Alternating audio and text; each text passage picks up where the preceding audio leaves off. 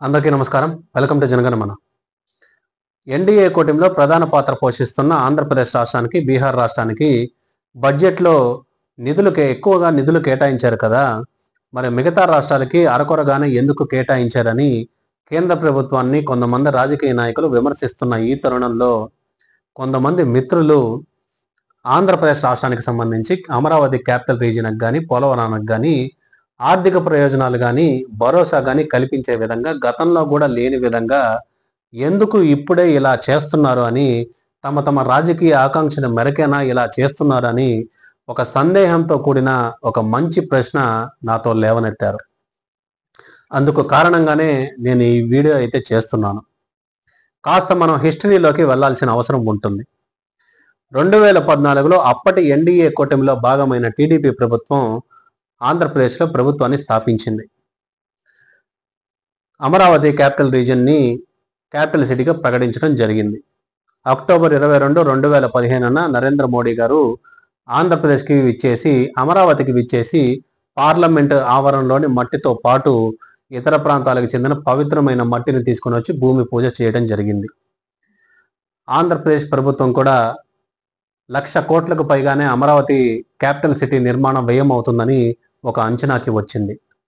చకచక సిఆర్డీఏ చట్టాన్ని తీసుకొని వచ్చి మాస్టర్ ప్లాన్ రూపొందించి ల్యాండ్ పూలింగ్ సిస్టమ్ను కూడా తెర మీదకి తీసుకొని వచ్చి ముందడుగేస్తున్న తరుణంలో పవన్ కళ్యాణ్ గారు ల్యాండ్ పూలింగ్ సిస్టంలో ఉన్న కొన్ని లోపాలను ఎత్తి చూపి కొంతమంది రైతుల సమస్యలను కూడా ప్రభుత్వం దృష్టికి తీసుకుని వెళ్ళి పరిష్కరించారు.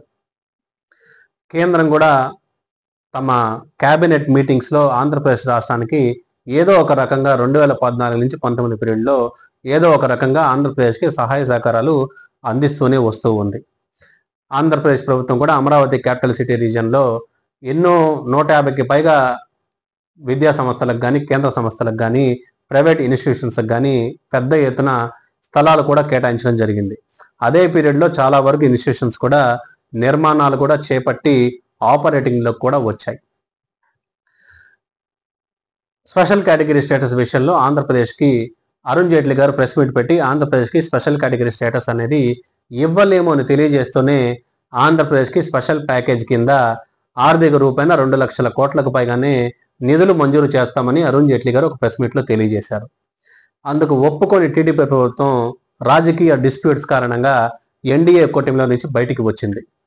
అదే సమయంలో పవన్ కళ్యాణ్ గారు కూడా రాష్ట్రానికి స్పెషల్ కేటగిరీ స్టేటస్ రావాలి అంటే అందరూ కలిసికట్టుగా పోరాడితే కానీ, అంటే రాష్ట్రంలో ఉండే అన్ని రాజకీయ పార్టీలు కలిసికట్టుగా పోరాడితే కానీ ఆంధ్రప్రదేశ్కి స్పెషల్ కేటగిరీ స్టేటస్ అనేది రాదని పవన్ కళ్యాణ్ గారు పిలుపునివ్వడంతో ఏ ఒక్క రాజకీయ పార్టీ కూడా ఆనాడు పవన్ కళ్యాణ్ గారితో పోరాటానికి సిద్ధపడలేదు.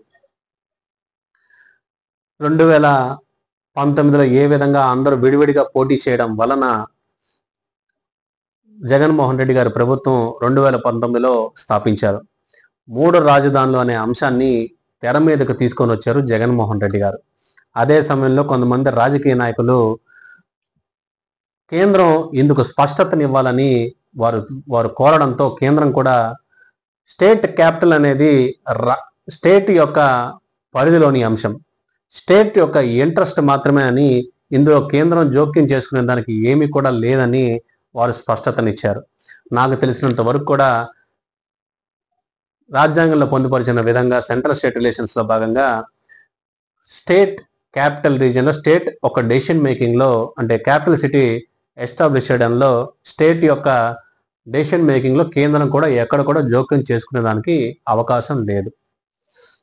2019 నుంచి 2024 పీరియడ్లో ఏ విధంగా ఆంధ్రప్రదేశ్ పయనించిందో అందరికీ తెలిసిన విషయమే.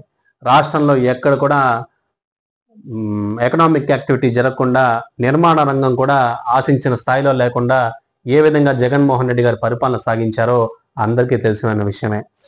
కేంద్రం ఒక పక్క కేంద్ర స్కీమ్స్ నిధులు విడుదల చేసుకున్నప్పటికీ కూడా రాష్ట్ర ప్రభుత్వం అయిన వైసీపీ ప్రభుత్వం నిధులు దుర్వినియోగం చేసుకుంటూ, దారి మళ్లించుకుంటూ తమ సొంత సంక్షేమ పథకాలకి వాడుకుంది కానీ రాష్ట్ర అభివృద్ధి కోసం ఎక్కడ కూడా పాటు పడలేదు. కొంతమంది మిత్రులు అమరావతికి గతంలో కూడా నరేంద్ర మోడీ గారు కేవలం మట్టిని మాత్రమే తీసుకొని వచ్చారు కదా, కానీ ఆర్థిక ప్రయోజనాలు ఆనాడు కూడా కల్పించలేదు కదా అని ఒక ప్రశ్న అయితే లేవనెత్తారు. అదే అమరావతి విషయంలో కేంద్రం ఎక్కడ కూడా గతంలో కూడా 2 లక్షల కోట్ల ప్యాకేజు ప్రకటించినప్పుడు అది నేరుగా అమరావతికి ఇస్తున్నట్టుగా కాకుండా స్టేట్కి ఇస్తున్నట్టు, అంటే స్టేట్ ఇంట్రెస్ట్ ప్రకారంగా అది దేనికైనా, అంటే అమరావతికి వాడుకోవచ్చు, లేకుంటే మిగతా సెక్టార్స్ యొక్క అభివృద్ధికి వాడుకునే విధంగా అది స్టేట్ ఇంట్రెస్ట్ కింద పొందుపరిచి ఉంది. అమరావతి క్యాపిటల్ రీజియన్ విషయంలో జగన్మోహన్ రెడ్డి ప్రభుత్వం ఏ విధంగా నిర్లక్ష్యం వహించారో అందరికీ కూడా తెలిసిన విషయమే. నిర్మాణ రంగం మెరుగ్గా ఉంటే స్టేట్లో సేవా రంగాన్ని తద్వారా ప్రోత్సాహాలు అందించుకుంటూ పోతూ ఉంటే జాబ్ క్రియేషన్ అనేది పెద్ద ఎత్తున జరుగుతూ పోతూ ఉంటుంది. డైరెక్ట్ ఎంప్లాయ్మెంట్ కానీ ఇండైరెక్ట్ ఎంప్లాయ్మెంట్ కానీ పెద్ద ఎత్తున జరుగుతూ ఉంటుంది. వారికి ఎవరైతే జాబ్ సెక్యూర్ చేసుకున్నారో వాళ్ళకి చెందే ఎకనామికల్ బెనిఫిట్స్ కూడా తిరిగి ట్యాక్సేషన్లోకే కదా మళ్ళీ ఆ డబ్బు అంతా కూడా వస్తుంది. సో ఇటువంటి నిర్ణయాలు జగన్మోహన్ రెడ్డి గారు ఏ విధంగా ఎకనామిక్ యాక్టివిటీకి ప్రోత్సాహకాలు అందించకుండా నిర్లక్ష్యంగా తన సొంత కార్యకలాపాల కోసం, తన సొంత సంక్షేమ పథకాల కోసం నిధులు దారి మళ్లించుకుంటూ తన పరిపాలన సాగించారో కేంద్ర ప్రభుత్వం కూడా చూస్తూ ఉంది. కాబట్టే ఎక్కడ కూడా కేంద్ర నిధులు కూడా అరకొర మాత్రమే నిధులు రిలీజ్ చేస్తూ ఉంది. 2014 నుంచి 19 పీరియడ్లో పోలవరానికి పెద్ద ఎత్తున నిధులు కేటాయించి R&R ప్యాకేజ్ కూడా మంజూరు చేసింది. 85% పూర్తయిన పోలవరం 2019 నుంచి 24 పీరియడ్లో కేంద్ర ప్రభుత్వం యొక్క సహకారం అందిపుచ్చుకోకుండా వైసీపీ ప్రభుత్వం నిర్లక్ష్యం వహించడం వల్లనే పోలవరం నేటికి ఇంకా అలాగే ఉంది.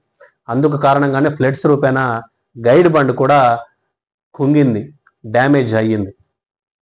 ఇకనైనా కానీ ప్రభుత్వం, నాకు తెలిసినంత వరకు ఆంధ్రప్రదేశ్కి కేంద్రానికి మధ్య విస్తృతమైన చర్చలు జరిగాయి కాబట్టే ఆంధ్రప్రదేశ్కి పెద్ద ఎత్తున నిధులు కేటాయించడం జరిగింది. యూటిలైజేషన్, కేంద్రానికి కావాల్సిందంతా యూటిలైజేషన్ సర్టిఫికేట్ మాత్రమే. ఇచ్చిన డబ్బులకి ఏ విధంగా రాష్ట్రం సద్వినియోగం చేసుకుంటుంది, సద్వినియోగపరుచుకొని యూటిలైజేషన్ సర్టిఫికేట్ మాకు సమర్పించండి చాలు అనే ఒక ప్రాసెస్ని కూడా రాష్ట్ర ప్రభుత్వాలు చాలా వరకు చేయడం లేదు. ఎందుకంటే బ్యాడ్ గవర్నెన్స్ కారణంగా సొంత ప్రయోజనాలకి, అంటే సొంత సంక్షేమ పథకాలకి దారి మళ్లించుకుని వాడుకుంటున్నారు. కాబట్టి రాష్ట్ర అభివృద్ధులు నత్తనడకనే సాగుతూ వస్తూ ఉన్నాయి. కేంద్రం ఇచ్చే నిధులు సద్వినియోగపరుచుకుంటే ఏ రాష్ట్ర ప్రభుత్వాలైనా పురోగతి సాధిస్తాయి. అమరావతి విషయంలోనే తీసుకుందాం. అమరావతి విషయంలో 15,000 కోట్లు మన బడ్జెట్లో ఆర్థిక రూపేణా ఆర్థిక ప్రయోజనాలు కల్పించే విధంగా పొందుపరిచారు. అదే 15,000 కోట్లు అమరావతిలో కానీ పెట్టుబడితే మౌలిక సదుపాయాల కింద నిర్మాణ రంగం అనేది నిరంతరం సాగే ప్రక్రియ. ఆ నిరంతరం సాగే ప్రక్రియలో జాబ్ క్రియేషన్ అనేది పెద్ద ఎత్తున జనరేట్ అవుతూ వస్తూ ఉంటుంది. పోలవరం విషయానికి వస్తే పోలవరం అనేది ఆంధ్రప్రదేశ్కి ఒక లైఫ్ లైన్ లాంటిది.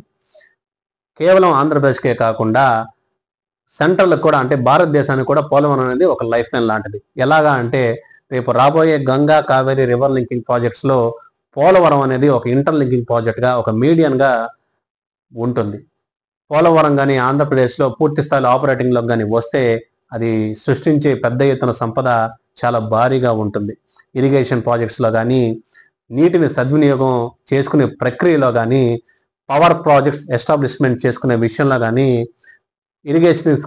ఇరిగేషన్ సెక్టర్కి అనుబంధంగా ఉండే పరిశ్రమలు ఎస్టాబ్లిష్ చేసుకునే విధంగా కానీ ఎన్నో రకాలుగా పోలవరం పెద్ద ఎత్తున సంపద సృష్టిస్తుంది. కాబట్టి అందుకనే పోలవరంకి పెద్ద ఎత్తున భరోసాని కేంద్రం ఇవ్వడం జరిగింది.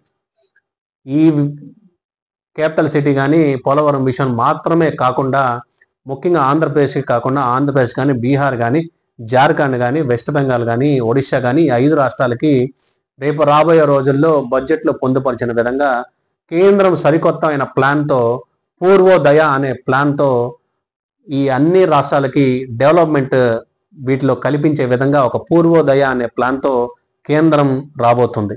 భారత్ మాతాకి జై. జై హింద్.